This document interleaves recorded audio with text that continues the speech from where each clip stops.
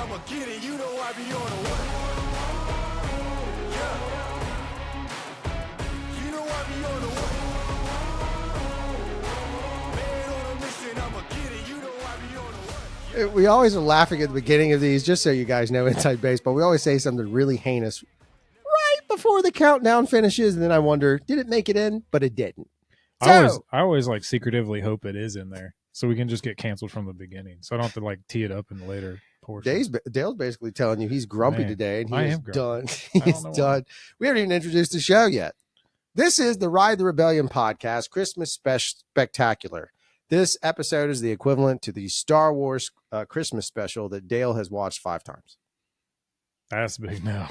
Do Dale, not. Dale at a Christmas party recently, we gave Patty, that works for me, he's a big Star Wars nerd like I am, and we gave him, they lamingly didn't give him a robot.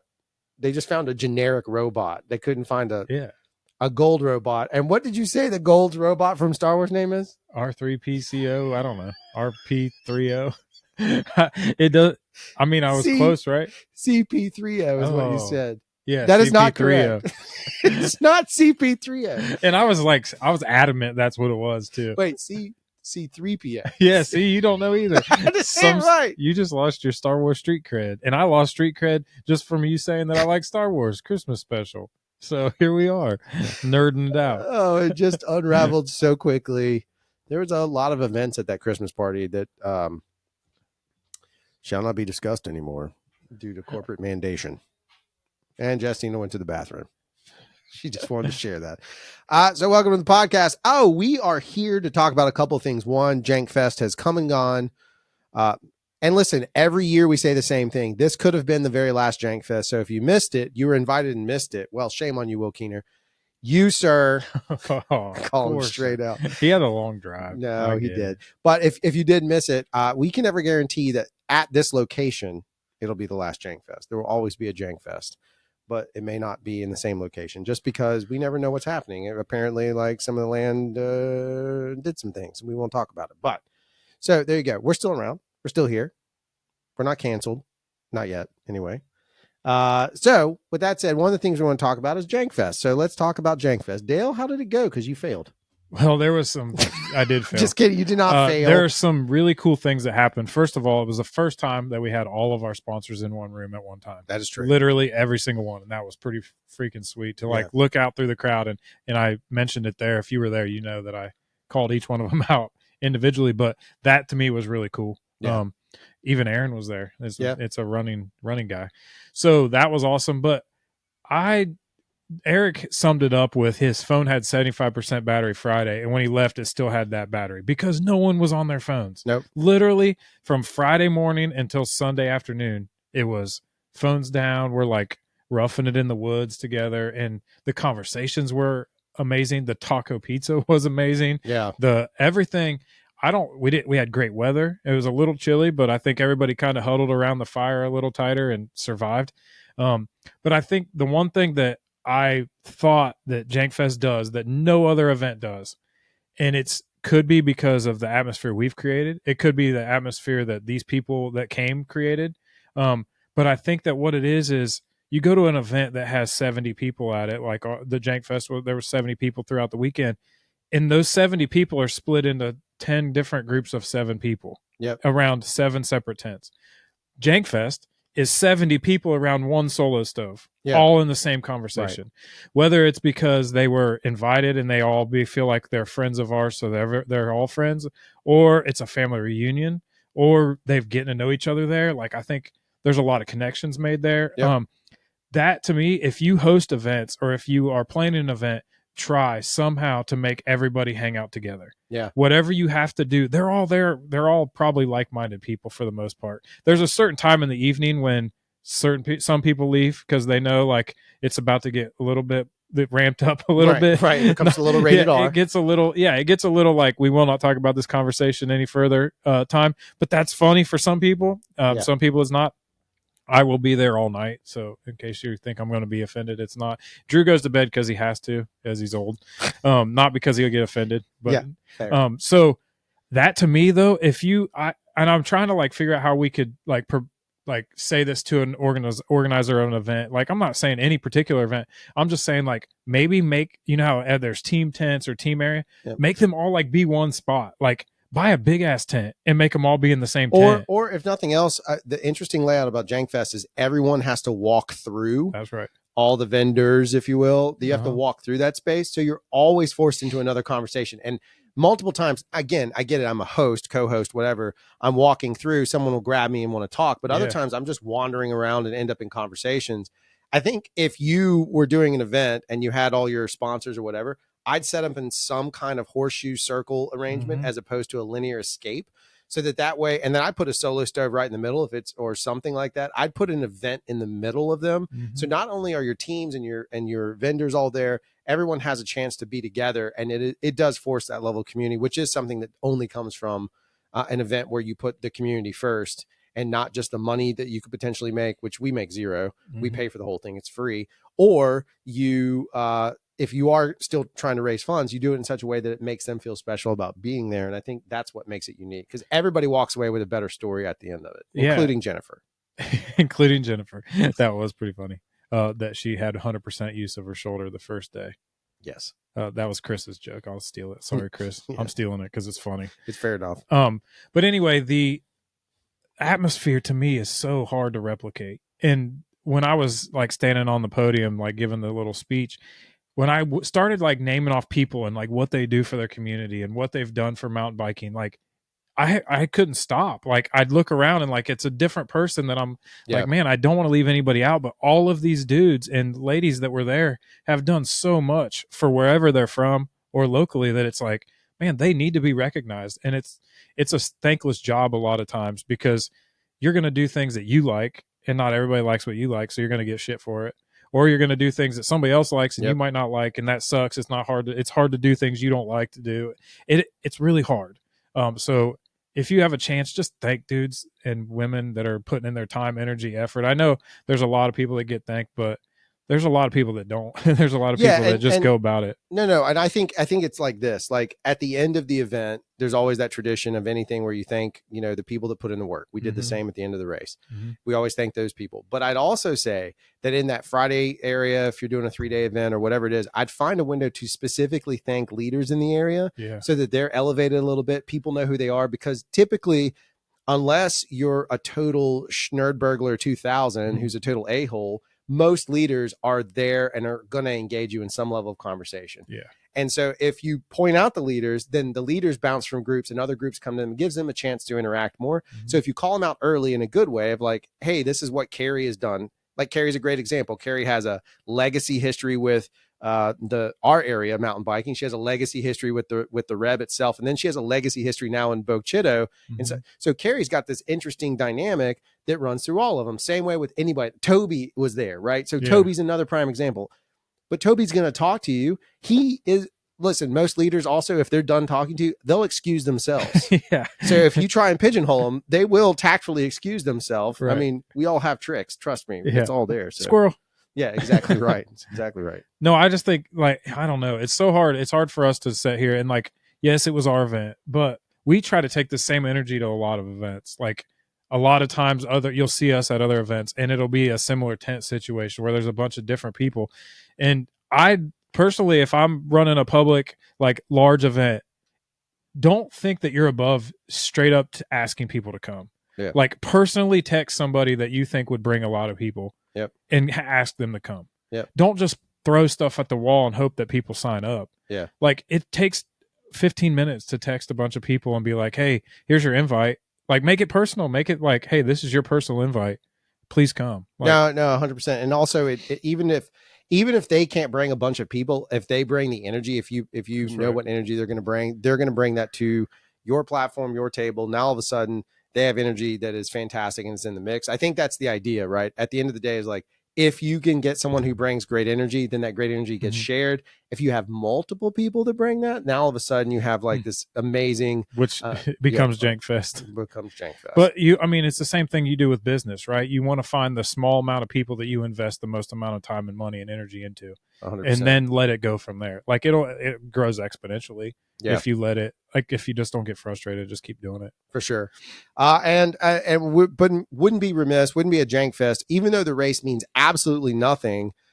We did have a good race, and the lines this year. So shout out to our team of people at the Reb that are not part of this podcast, but are part of our association, if you will, that put in a ton of work. There's not a ton of them. I'm not being mean. I'm just being candid. We have a lot more riders than we do rakers, but those that did put in the work, my God, they crushed it. The trails are still pretty good right now. Yeah, the trails this weekend were amazing. They were sick. And so just the idea of how much effort put in, there were new lines created, there were new jumps built, there was all kinds of stuff done specifically for it, and everybody that put in the work made it happen. And it was really interesting because on Fridays, the thing I love most about Jank Fest is Friday. That's my favorite. I like because Friday is most of the time, if there's new people they've never ridden, me or Dale or both of us, but typically one of us has to stay up top. We get to go take people on rides. So I got to ride with Chris.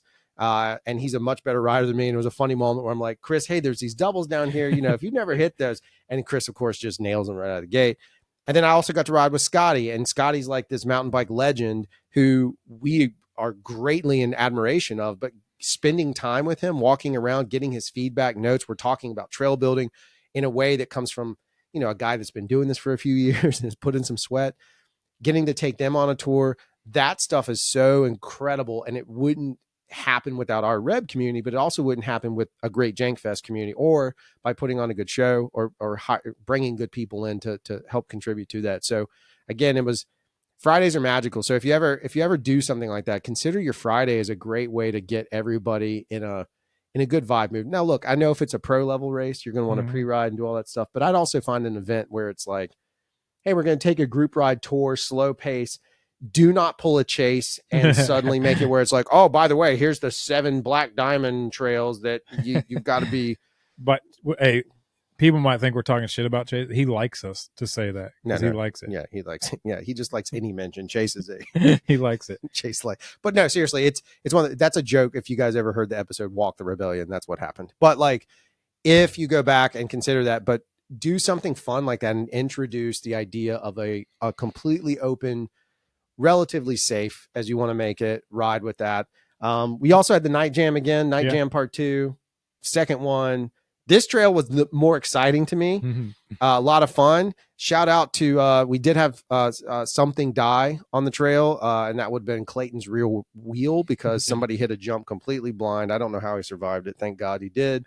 But his wheel did not. So rip to that, whatever he bought. It was a brand new wheel too. So shame on you, pal.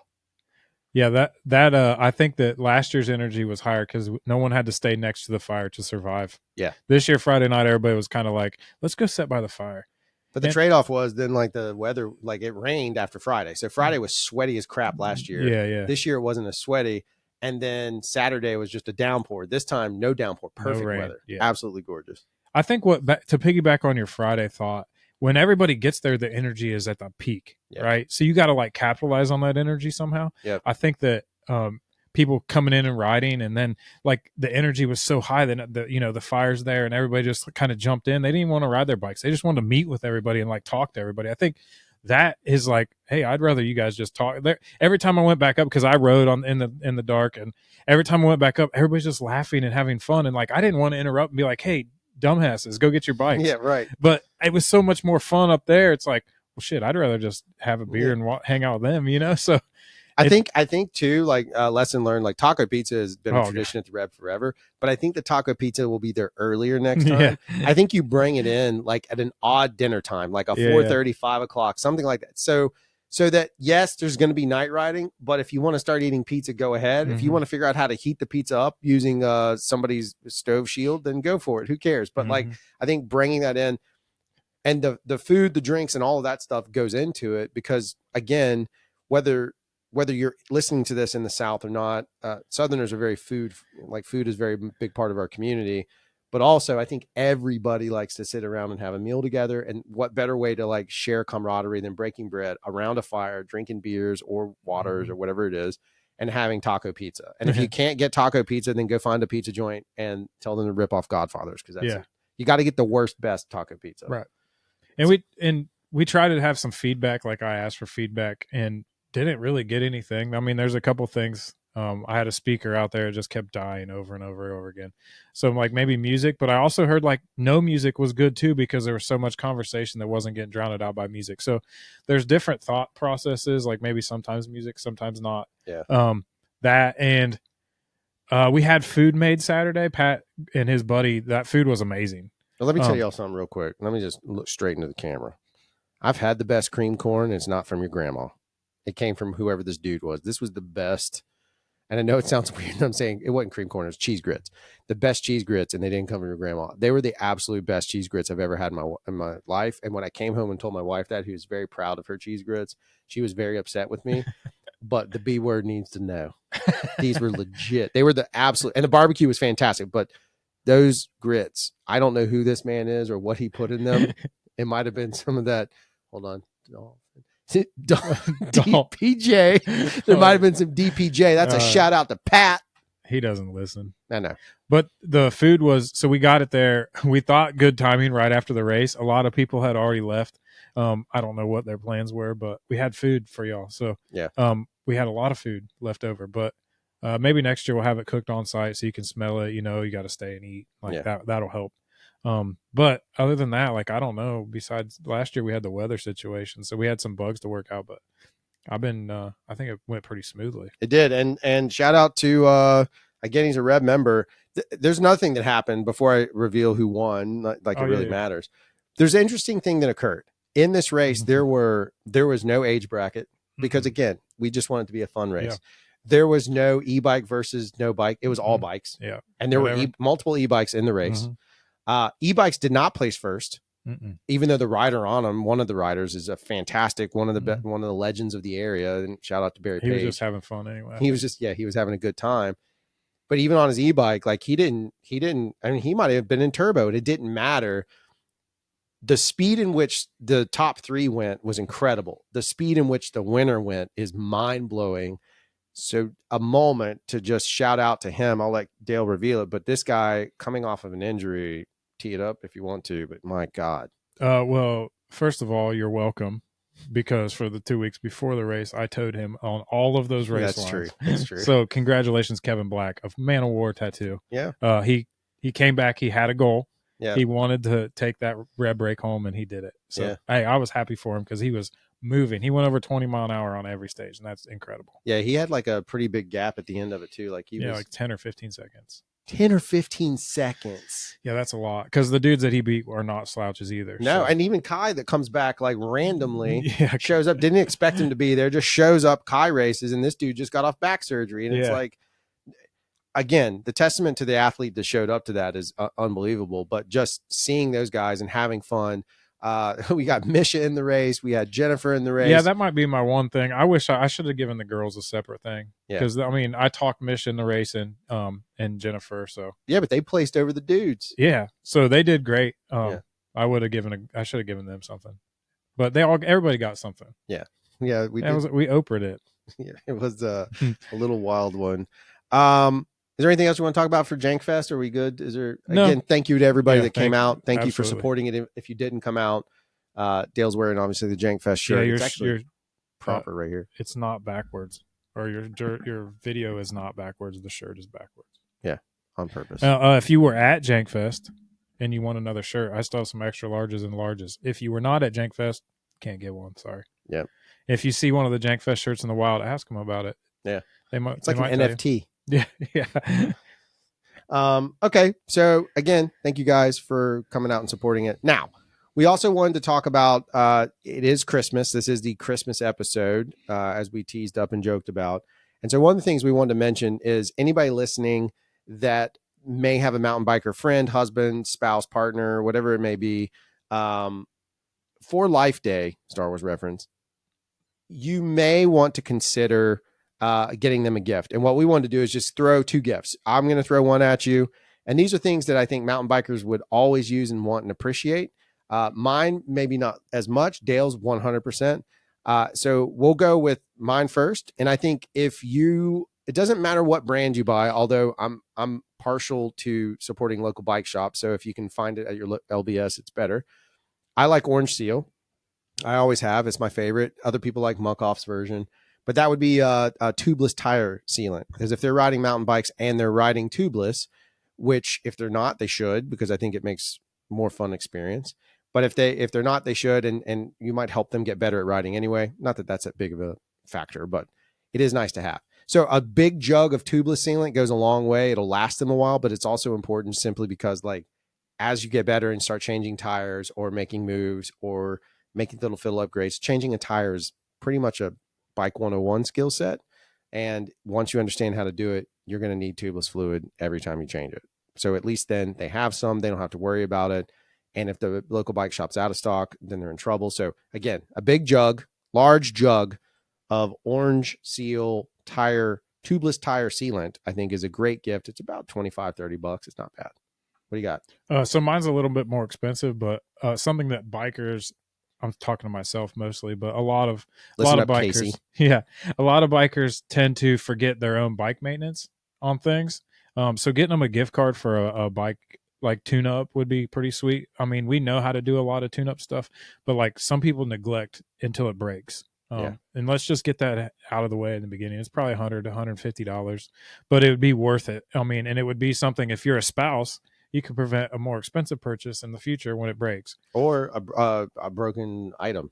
I mean, like, not just an item, like a body part, right? Because their bike fell apart while they were riding. Yeah. So, and I know that the bike shops, that would help support them a lot, because maintenance is where they make a lot of their money, because they're doing the hands-on work. It's something that you can't get from the internet. So check them out, get something from one of them, and make your bike better. Or the other thing I would say, just to throw it in there to work in our sponsors, one thing you could consider if you have a little extra money and you want to really spoil somebody right, and they ride a lot and they're in the area, I would send them up to Jody and get a pro tuning situation where Jody evaluates your tuning, your setup on your fork and shock, and then helps assist with that. So that's about $350 to $400.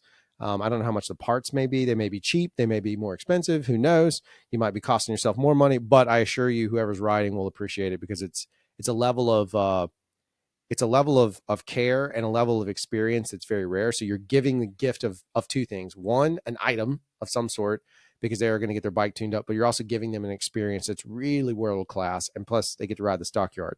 So they get to have fun in an environment, and it's special. And it's right near Lake Martin. So if you don't ride and you just want to go hang out in a very scenic area, you got a chance to go hang out on Lake Martin and chill out. And then your spouse can go, or partner can go do whatever they want to do with their bike, get it tuned up, and then keep going from there. It's a pretty cool spot.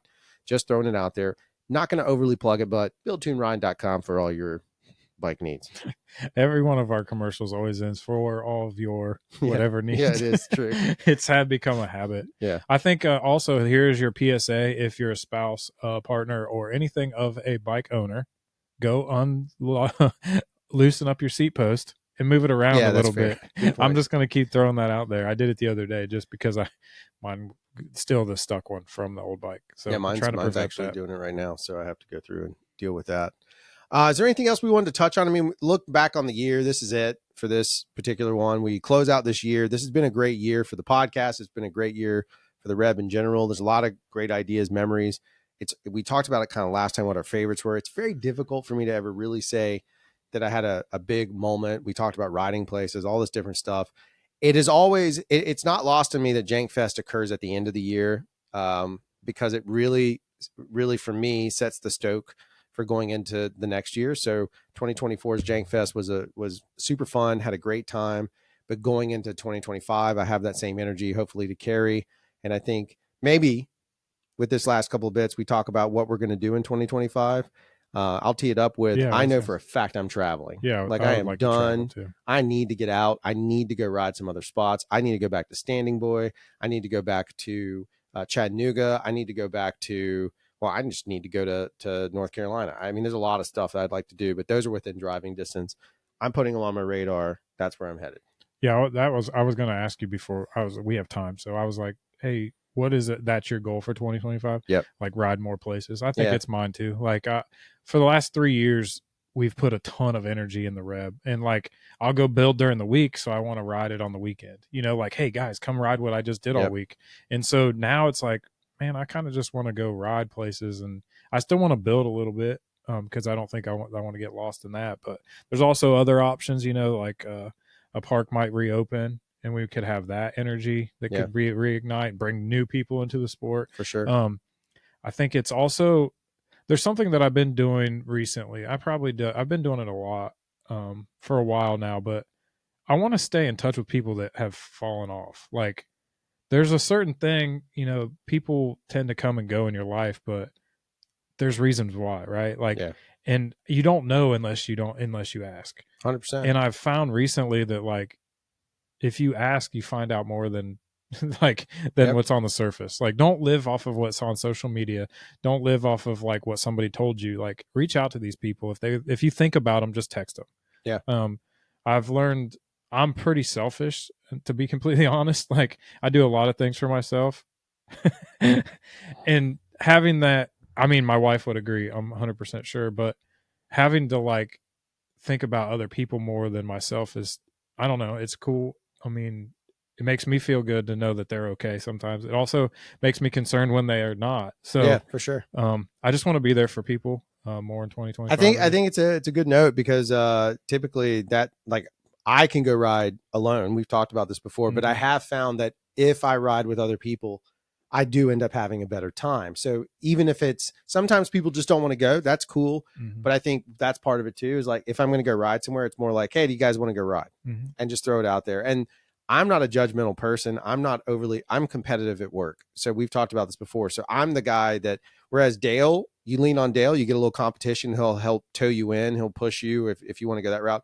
I'm the guy that's like, oh, you want to chill? Cool. That's what I want to do too. Cause to me, I'm just there to have a good time. Right. Not that that's not, I'm just saying, like, our definitions of it are different, which also makes us good friends in that same rate. We both, there's days that Dale pushes me. There's days that I force Dale to just chill. And so the reality of it is, that's a good note. I mean, and you combine them together and it's go ride more with new friends, old friends, and just make it happen. If you think about it, it's like New Year's resolution time, right? And what is the one common denominator through 99% of people's New Year's resolutions? They don't do it.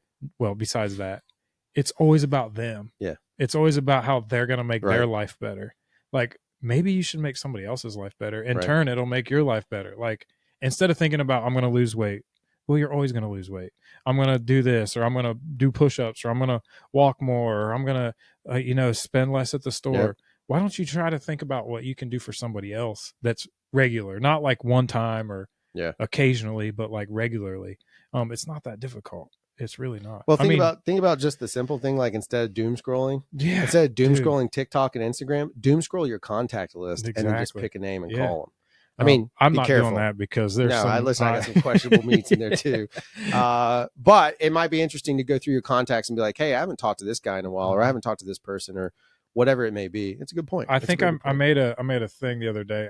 Again, I'll bring it up every podcast because I enjoy doing it. So I hope that people enjoy seeing it on our podcast group on Facebook. I made a point the other day that said, like, I know that you come and go through the hobby, but when you tell me you don't have time to do something, I will pick up your phone and figure out that you've been on your phone for 7 hours a day.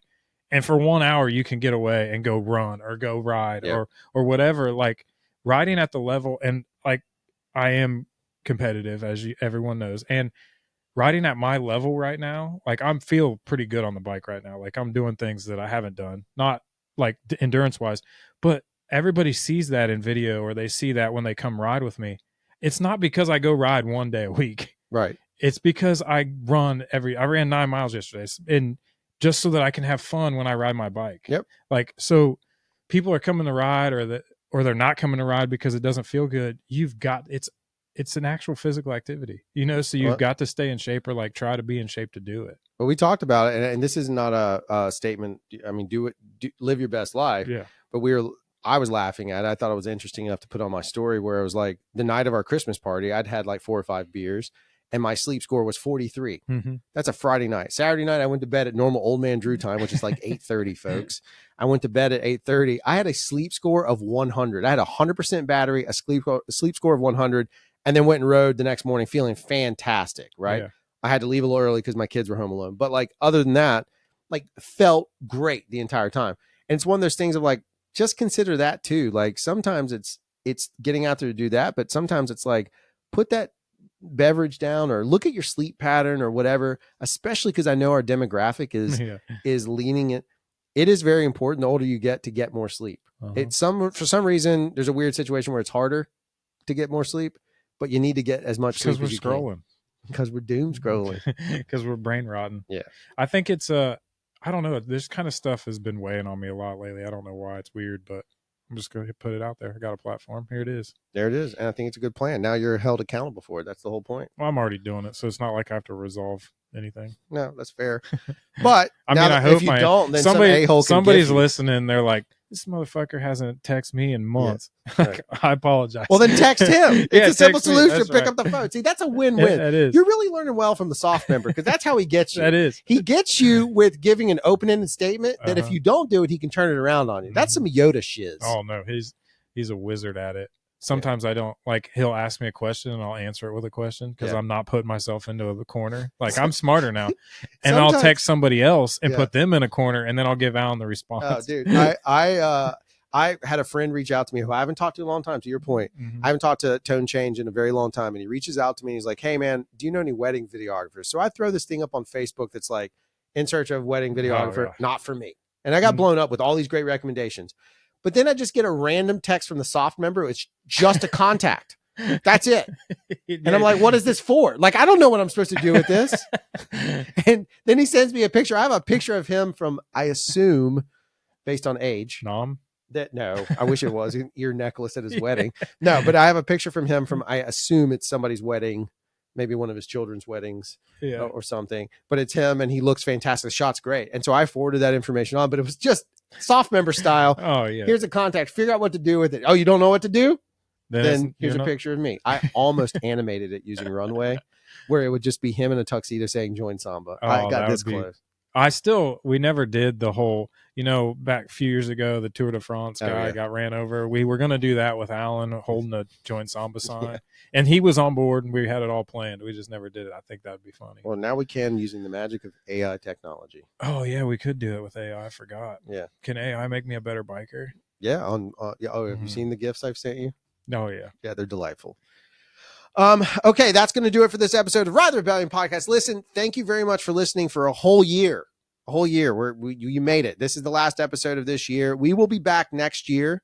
I don't know exactly when yet, and I'm not saying that meanly, only because the scheduling is there. We're coming back. We're not pulling a prank like we did the other year, but we may retool a little bit of things here and there and set up some stuff. So it may be a little bit into January. We'll see what happens, but we'll be back at some point next year. So again, from all of myself, thank you very much. We appreciate you guys very much. I'll let Dale say the last word. So just remember what Dale Boyd says for 2024 going into 2025. Just reach out and touch somebody. We don't advocate illegal touching